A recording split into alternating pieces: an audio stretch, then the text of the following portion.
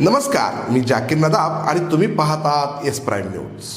मागील 1.5 वर्षापूर्वी रागाने बघण्याचा वाद झाला आणि यामधून दोघांनी एकमेकावर प्राणघातक हल्ला केला. याचा बदला घेण्यासाठी आर्यन पाटील याने भर कॉलेजच्या समोरच विष्णू वडार याचा निर्घृण खून केल्याची घटना झाली आहे. एकीकडे नव्या वर्षाचं स्वागत तर दुसरीकडे क्रूर हत्येनं संपूर्ण सांगली शहर हादरलं आहे. 1 जानेवारी 2026 वार गुरुवार, नवीन वर्षाची सुरुवात, सर्वत्र स्वागत आणि उत्साहाचं वातावरण. सांगलीकरांनी कल्पना देखील केली नसावी की नव्या वर्षाचं स्वागत एका क्रूर घटनेनं होईल. सतीश वडार, वय 23, राहणार वडर कॉलनी, सांगली, या तरुणाची KWC कॉलेज समोर निर्घृण हत्या झाल्याची घटना घडली आहे. नेमकी ही घटना कोणत्या कारणाने घडली आणि 1.5 वर्षापूर्वी नेमकं काय घडलं होतं ते पाहूया.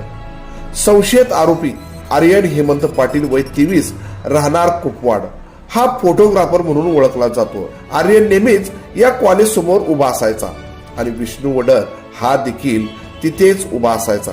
खरं तर KWC कॉलेज समोर रोड रोमिओचा अड्डाच बनला होता. मात्र यावर कुणीच लक्ष देत नव्हते. याच ठिकाणी 2024 मध्ये विष्णू आणि आर्यन पाटील यांच्यामध्ये बाचाबाची झाली आणि खुन्नस वाढली.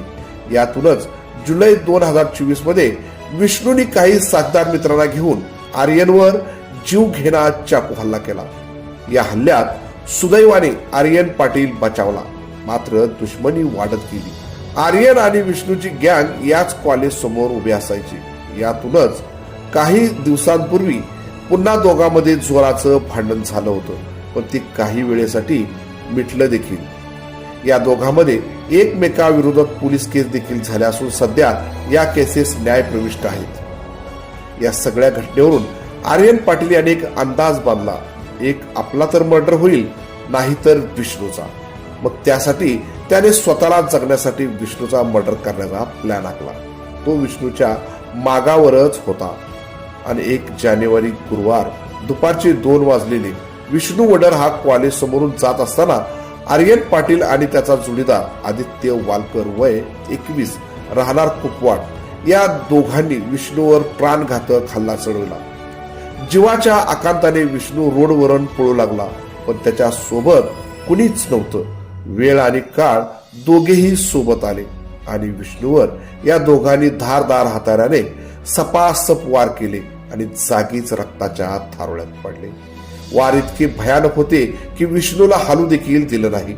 एका क्षणात विष्णू रक्ताच्या थारोळ्यात पडला. हा रक्तरंजित खुनी थरार भर रस्त्यावर घडल्याने काही वेळ लोकांमध्ये भीतीचे वातावरण पसरले होते. या घटनेची माहिती घेत विश्रामबाग पोलीस स्टेशनच्या कर्तव्यदक्ष पोलीस अधिकाऱ्यांनी 2 तासात आरोपीच्या मुसक्या आवळल्या आहेत.